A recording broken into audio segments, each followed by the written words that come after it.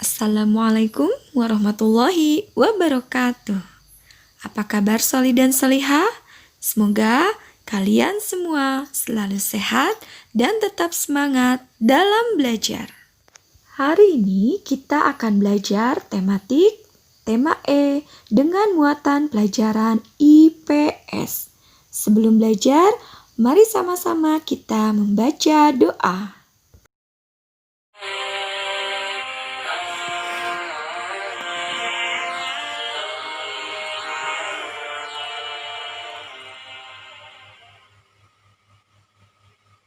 Doa sebelum belajar. Bismillahirrahmanirrahim.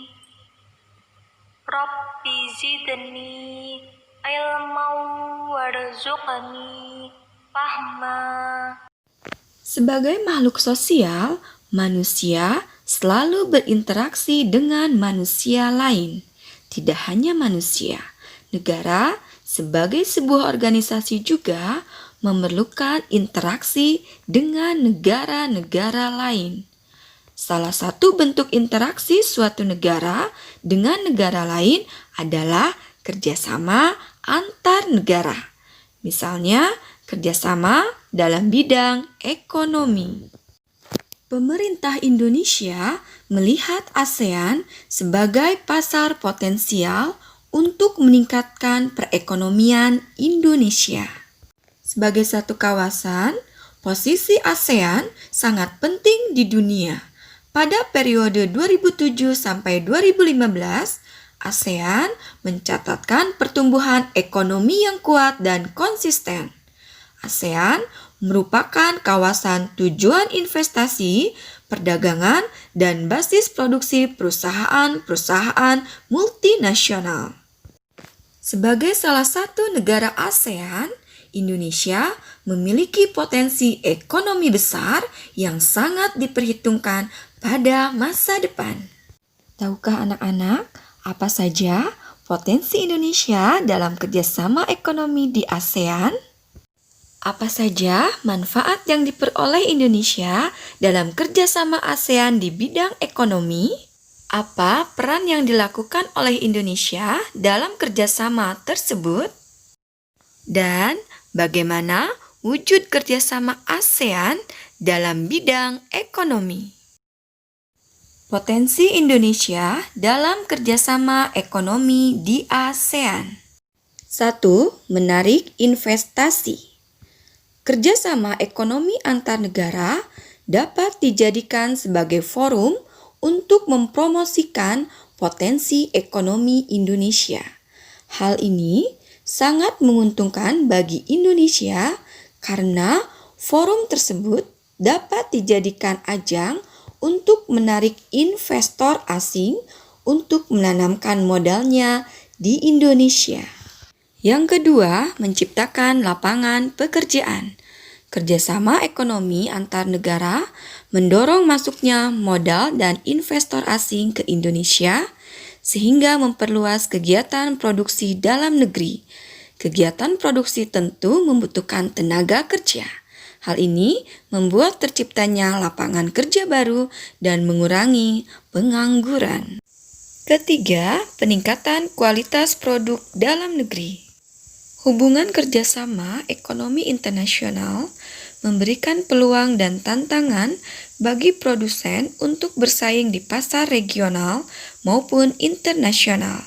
Persaingan itu memacu produsen untuk benar-benar memperhatikan kualitas produk yang dipasarkan sesuai dengan standar internasional. Hal ini dimaksudkan supaya produk dalam negeri dapat bersaing dengan produk-produk negara maju. Apabila produk yang dihasilkan mampu bersaing, hal itu akan mempermudah pemasarannya. Manfaat yang diperoleh Indonesia dalam kerjasama ASEAN di bidang ekonomi. 1. Terjadinya hubungan perdagangan, ekspor dan impor antara Indonesia dengan negara-negara ASEAN. 2. Indonesia mendapatkan modal atau dana investasi dari negara-negara ASEAN.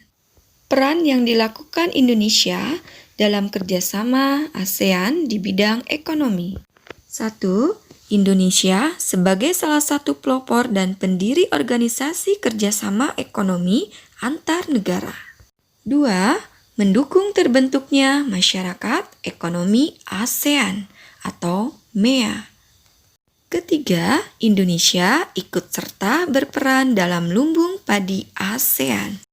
Wujud kerjasama dalam bidang ekonomi. 1. Cadangan pangan.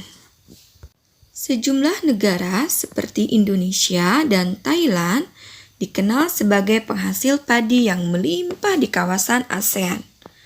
Kerjasama ini sesuai dengan kesepakatan yang sudah diambil para anggota negara ASEAN dalam program bidang pangan. Bahkan, beberapa negara telah mempersiapkan diri menjadi penyedia cadangan pangan untuk keadaan darurat seperti Malaysia, Singapura, dan Indonesia. Kedua, perdagangan bebas. Program kerjasama ini disebut Asian Free Trade Area atau AFTA yang mencakup pengelolaan sektor produksi lokal di negara ASEAN. Kerjasama ini juga memiliki tujuan lain, yaitu untuk meningkatkan daya saing negara ASEAN di pasar produksi dunia. Yang ketiga, industri. Melalui ASEAN Industrial Cooperation atau AICO, kerjasama di bidang ekonomi antar negara ASEAN terjalin.